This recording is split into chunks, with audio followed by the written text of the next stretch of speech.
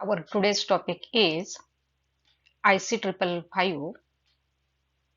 In that topic, we discuss about block diagram and its pin configuration. Now, what is IC 555 timer? It is most flexible linear integrated circuit or chip, and it has wide applications in variety of the timers, delay, pulse generators, and oscillators. IC 555 is firstly introduced in 1971 by Signetic Corporation, and it is found in dual line package. In dual line package, also it is available in 8 pin form or 14 pin form. Now, what are its important features?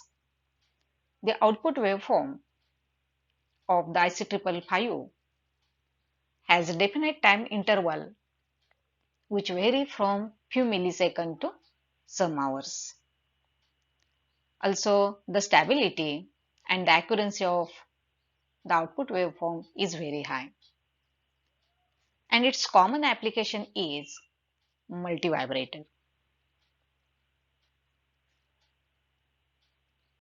Now we see here what are the pin connections of IC 555. Here IC 555 is in 8 pin form,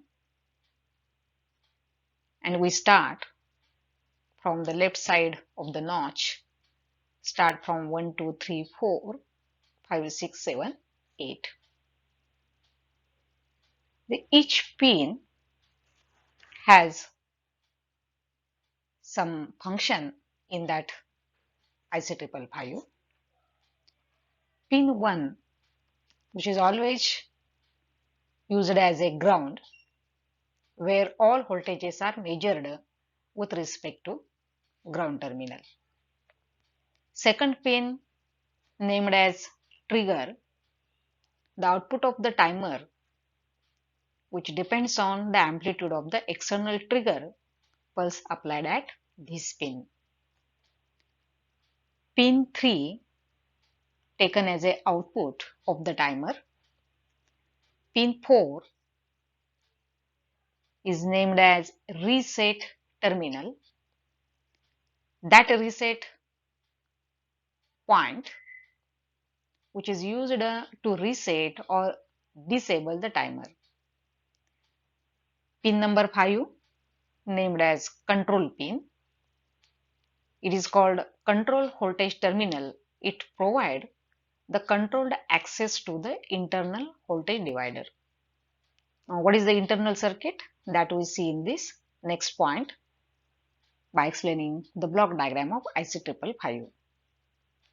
Pin 6 is the threshold pin. It is always connected to non-inverting terminal of the comparator 1. Discharge, this is the pin 7.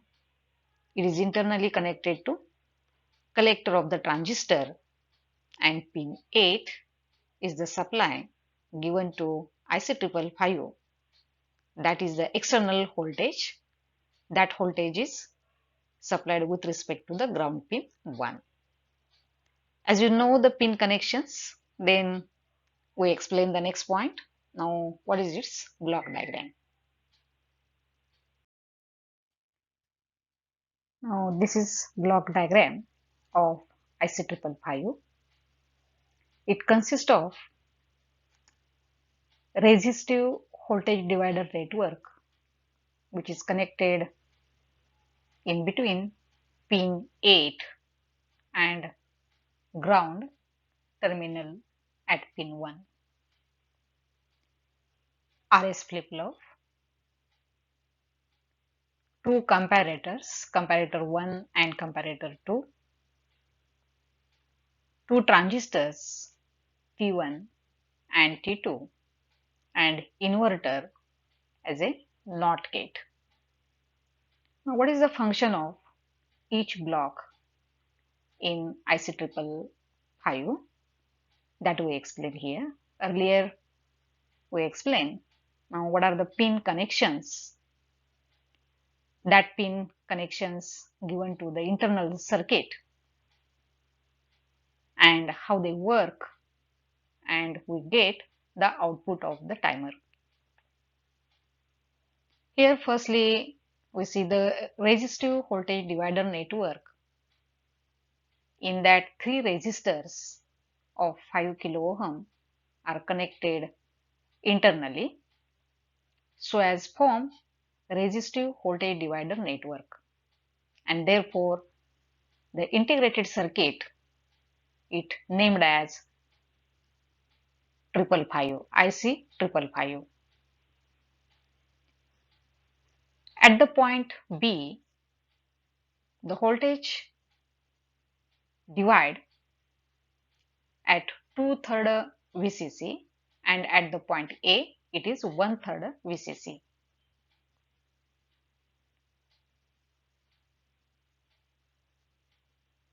Two comparators.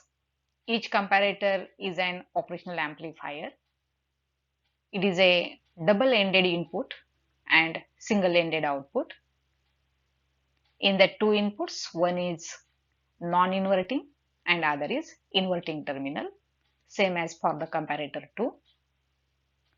The comparator 1, whose non-inverting terminal is connected to the pin 6 and it is a threshold terminal. Inverting terminal of the comparator 1 is connected to the control 5 at the through the point B. Is the comparator 1 which compare the threshold voltage with the reference voltage 2/3 volt. Similarly, the comparator second, which also compare the trigger voltage which is connected at the pin 2 with the reference voltage 1/3 VCC. The output of the two comparators form comparator 1 form R as a input to the RS flip-flop, and comparator 2 it form S to the input for RS flip-flop. Hence, the output of the RS flip-flop will change its state it depending upon the output of the two comparators. Actually, how they work that we explaining here. Now, what is RS flip-flop? RS flip-flop is a bistable logic circuit. It has two stable output states. One is set and other is reset. That condition we are also explaining here. The input of the flip-flop is nothing but the output of the two comparators that we see here. Comparator 1 form R as a input to the RS flip-flop, and comparator 2 it form S as a input for that RS flip-flop. Then what is its output? That output has two stable state. One is set and reset. It depending upon output of the two comparators and how the timer becomes low and high. That depends upon the output state of the flip-flop. Here the two transistors T1 and T2 are connected. T2 is connected to the discharge terminal 7 through the lower end of resistive voltage divider network, and its emitter terminal gets ground. T1 is connected to reset terminal and its emitter is connected connected to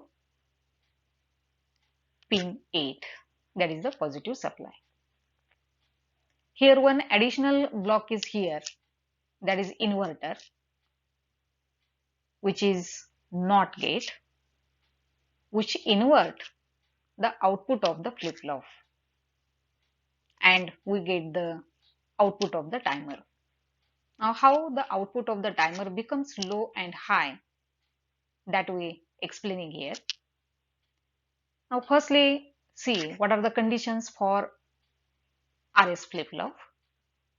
If the input of the flip-flop S and R, if S is 0, S0 means this is the output of the comparator second. If that output of the comparator second is low, means S is 0. At the same time, output of the comparator 1 R, that is the input for the flip-flop, is 1, means output of the comparator 1 is high, R is 1. Then output of the flip-flop satisfy the condition Q bar is 1 and Q is 0. In that situation, the flip-flop is in the reset state, means the output of the flip-flop becomes high. Now, what is the output of the timer in that case? Here, such a high output of the RS flip-flop is taken in the two ways, towards input of the inverter and input of the base of the transistor. Transistor T2 is known as discharge transistor.